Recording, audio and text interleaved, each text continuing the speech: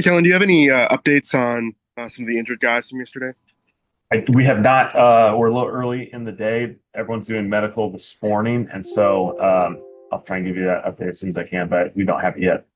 Gotcha. And what was just kind of your general takeaway when you went back and watched yesterday's game?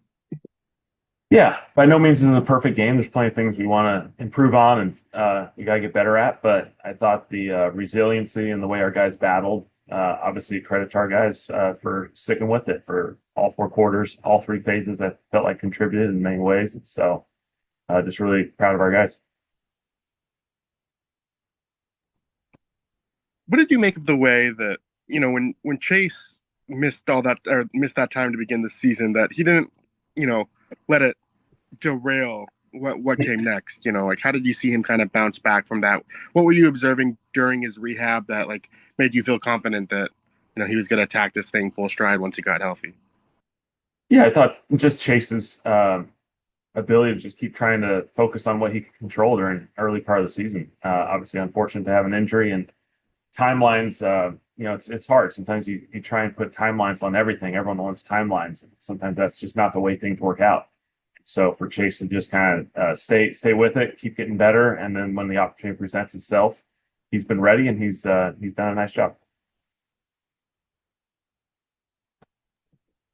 Kellen, the success that Tyler Shough is having right now, how much did it benefit him not starting at the beginning of the year to allow him to have the success that he's having right now?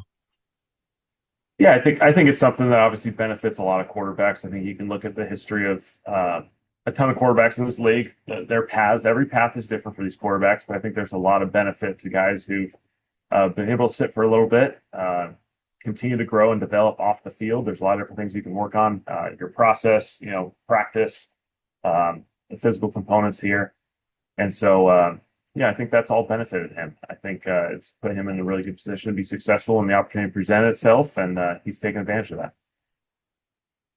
Along the same lines there, obviously the circumstances, you don't want anybody injured, but is it almost a blessing in disguise, his journey having led the scout team and going into a big third down, and he's taking a snap from the center that he's worked with for most of the season, and he's finding Kevin Austin, who he's had reps with during, like, to go into a moment like that, having those guys around him.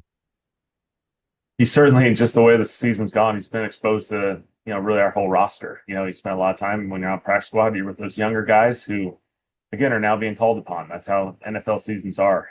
You go into every season saying, hey, I think it's the beauty if you study these rosters is there's an initial 53, and what that 53-man roster looks like at the end of the year, there's a lot of movement and a lot of guys that start on practice squad that or the scout team that you're going to end up counting on in meaningful games as the season goes on. And so, those guys have been ready to play. I think Tyler's worked with those guys. He certainly transitioned once he became the starter to working with, the COs and the Baileys and all those guys and doing a really good job in that situation as well. What do you think the middle of the field has been more available to you guys in the last few weeks? Good question. Yeah, I think some of it's probably within an action game perspective.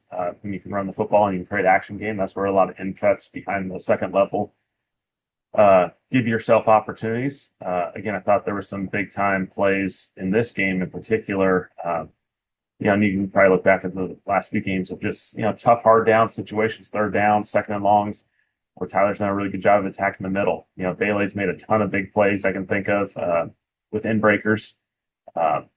CO's had a couple, Kevin had a couple in this game. I think Tyler's doing a great job of attacking that. Kellen, looking at the numbers from yesterday, Carolina sent a bunch of third down pressures, and y'all seem to handle it fairly well. What kind of goes into that? When you're reviewing it, is it a good performance by the line? Is that Tyler doing that, or is it kind of a little mix of everything? Yeah, I think it's just everyone being on the same page and being dialed. You anticipate probably they probably pressure us. They had some success in the first game with some pressure against us. Felt like there'd be more coming. It's going to require everyone to be on the same page. Protections is a huge part of that, starting with the communication there. the running backs in protection, receivers being dialed with their route discipline, Tyler trusting everything and just letting it rip. And so I thought there were some big plays because of that. And obviously, like, you don't want your running back who's already filling in for an injured starter to go down, but Audric Estime and Evan Hull, two guys that joined the team kind of mid-season, like, what'd you make of their contributions yesterday? Yeah, just real positive contributions by both those guys. Again, been really impressed with those guys since they got here. Their preparation, they were quickly called upon to contribute in some fashion. They were ready. They've taken advantage of every opportunity. I think Joel is one of the best running back coaches in the league. So he prepares these guys better, as good as anyone I've ever been around. And so these guys are dialed. It's a great room. Those guys obviously taking advantage of opportunities when they were called upon. And when those opportunities present themselves more in the future, they'll be ready as well. We might have asked you about this yesterday, so I apologize if we did. But you're calling a running back screen to Estime in like a big moment of the game. I can't imagine he had a ton of reps doing that. What gave you the confidence in that moment there? Yeah, I just felt like the situation it was a tricky situation. Just they had 2 timeouts, second down, potentially in a backup punt situation. Felt like we really needed some positive yards there. We've had some success on screens a couple times lately. I think it's just credit to those guys. They prepare. We go through screen drills every Wednesday, Thursday. We rep those plays a ton. You never know when they're going to be called upon.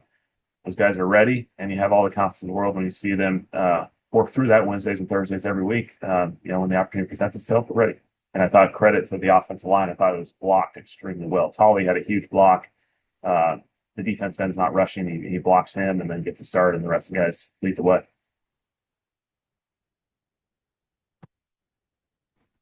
How much do you think, like, your guys' most recent success is that kind of comes down to you are executing those situational moments a lot better than you were early in the year, like third down, red zone, like kind of those things we've talked about all season?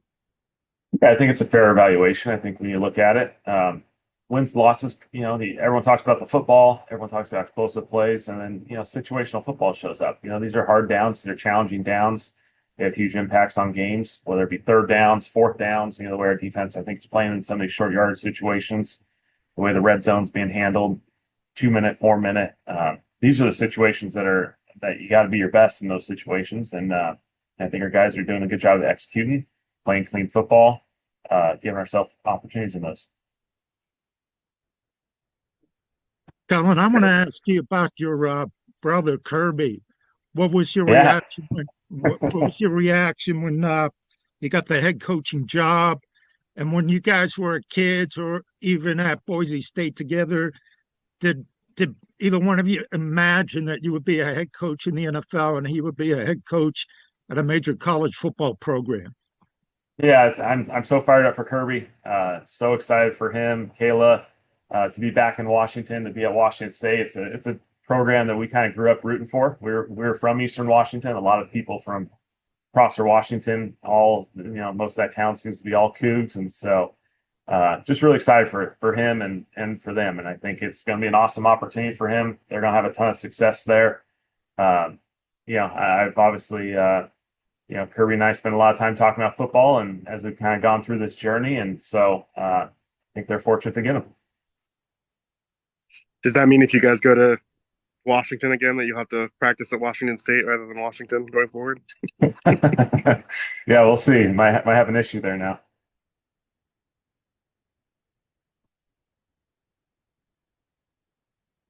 Anything else for Coach? Just going back. Yeah, sorry. Just one last thing on Chase. Like, what have you just kind of made of his year in general? Coming up with that big sack yesterday and just his overall play this year. Yeah, I think Chase is doing a good job. He's progressing well. We're all striving to improve and get better each and every opportunity, each and every year. He's going to keep getting better. And but I think, the good thing that shows up is just the resiliency and the continue to just keep going for it. Keep going for it. And, eventually the opportunity presents itself and you're ready. I think that's the biggest thing is you just got to keep growing and keep getting better. But love having Chase on this team. And I've got one more too. Chris was talking yesterday about that play he didn't make on the sideline and wanting to have an opportunity like the next play to go make a play. So is it nice for you to see, as a former quarterback yourself, to see your quarterback kind of go right back to, one of your main guys after he missed out on a play, and what do you think of Olave's response to? Yeah, I think it's that term, you got to get back to neutral. We always kind of talk about that. It's like there's good plays, there's bad plays. Kind of got to get back to neutral. You got to reset yourself each play. Didn't work out on second down, and then he responds, a few plays later, and gives him an opportunity as the next drive progresses, and down the red zone, big time throw, big time route.